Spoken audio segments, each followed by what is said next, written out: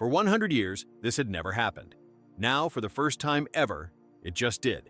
Argentina, Spain, France, England, the four best teams alive, standing in the same semifinal at the exact same time.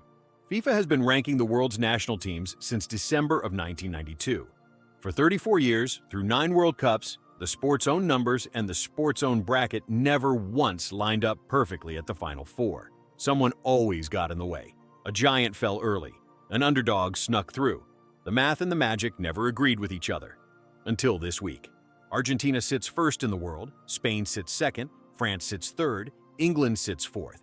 Not close to the top 4, not roughly the top 4, exactly the top 4, standing in the exact same semifinal round for the first time since the rankings themselves were invented.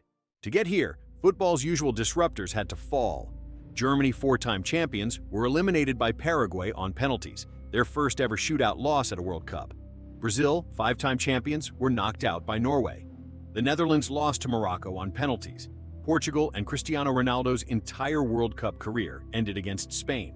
Every single one of them ranked among the greats. Every single one of them gone before the Final Four. And it did not stop with the giants of Europe and South America.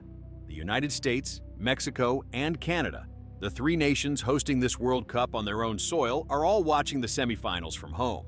Sit with that for a second. A tournament built for American stadiums, sold on American screens, chased by an entire home audience for weeks, and when the final 4 teams walk out, not one of them will be wearing red, white, and blue, or green, or the colors of El Tri. What's left instead is simply the best football has to offer, playing in the biggest stadiums in the country. And for the casual fan who tuned in purely out of home pride, that absence has quietly turned into something bigger. A front-row seat to a moment that has never once happened in 100 years of this tournament. This is also only the 3rd time in World Cup history that every single semi-finalist has already won the trophy before. It happened in Mexico in 1970, when Brazil, Italy, Uruguay, and West Germany reached the Final Four.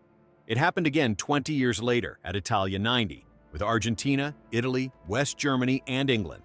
Then, 36 years of nothing. 9 straight World Cups where the semifinals always included at least one team still chasing its first title.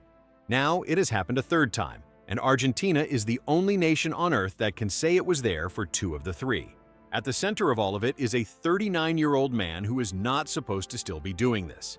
Lionel Messi has scored 21 goals across 6 World Cups, more than anyone who has ever played the sport, and set up 9 more, also a record no one else holds.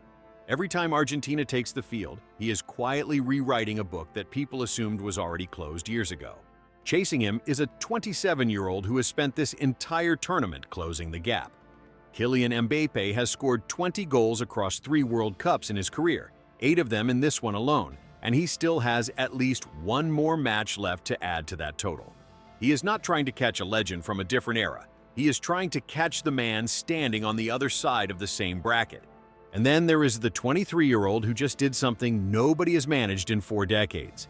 Jude Bellingham scored a brace against Mexico, then scored another brace against Norway, becoming the first player since Diego Maradona in 1986 to score 2 goals in back-to-back World Cup knockout matches.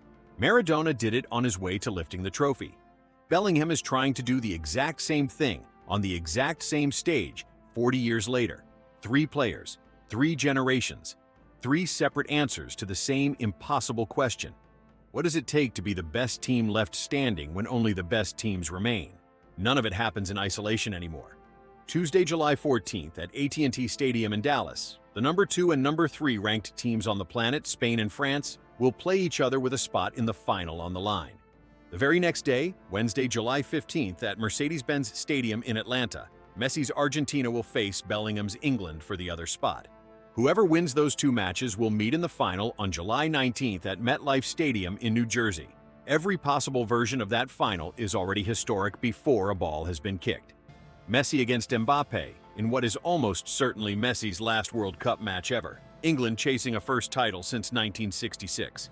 Spain and Argentina, 2 former champions, meeting in a World Cup final for the very first time in either nation's history. There is no version of this ending that will not be remembered for a very long time. For the American fan who started watching because the World Cup finally came to their own backyard, the temptation might be to feel like the story is now happening somewhere else, to someone else's teams.